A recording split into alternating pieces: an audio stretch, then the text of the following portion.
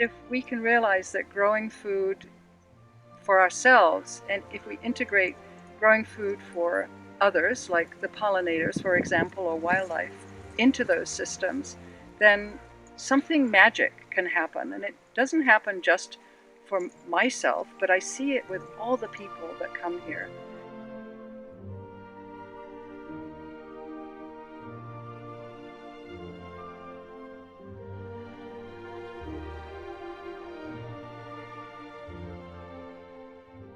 As we go into the greenhouse, even in the dead of winter when we're growing food in there, it's the green beating heart of this place.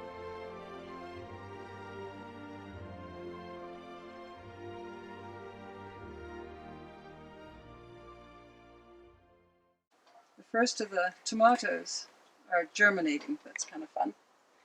These are always fast. All the brassicas and the chard just pop like that.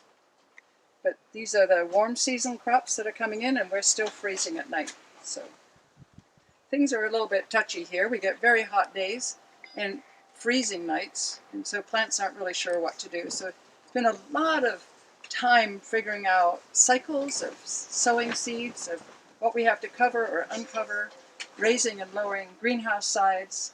But this affords us an opportunity to grow plants year-round. I love diversity, and that was one of the things that was really imparted to me at the farm was a diversity within each crop. So instead of just doing a red beet, we've got golden beets. We have chayoga beets, which are pink with a white spiral in the center, or a white circle in the center, and red beets. And how much fun is it to have this? And when you cook them, the color of the water is unbelievable. It sort of encourages you to want to dye fabrics. So we added clover in some of the beds. Really, we added as edges because we wanted the nitrogen fixing part of that, but we also wanted to keep edges from eroding. Well, you can see the clover loves it at this time of the year. And this is a lacinato kale, an Italian heirloom kale that has been in here for over a year, and it's starting to bolt. It's going to produce flowers, and we'll harvest some seed off that this year.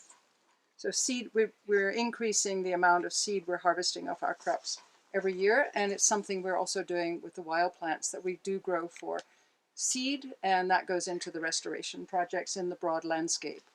And what I'm seeing at this time of the year is a tremendous amount of leaf growth in response to the temperatures. So we can't keep pace in terms of eating, so we're able to harvest and take a lot of this produce into the senior community facility in town, where they're feeding people in the community that are 65 years and older, 5 lunch meals a week. And for some people, it's their primary meal of the day. And I would bet for many people it is their most nutritious meal of the day. So being able to contribute our overflow as a donation to that center feels like a way to balance out some of the work that we're doing here. And this week we're able to take 10-gallon buckets of chard and kale in there, and they will put it to good use at lunches this week. And with a bit of luck, because I'm old enough, I can sneak in and get a lunch meal. When I get kids in here sampling things like beet or broccoli, they can't believe the flavor. And when you get that response, you know there's something happening here that doesn't happen anywhere else. So we actually feed soil, and the soil feeds the plants, and the plants feed us. So part of the conversation is always about, you cannot have great tasting food that's nutritious unless you really feed the soil and make the soil come very alive.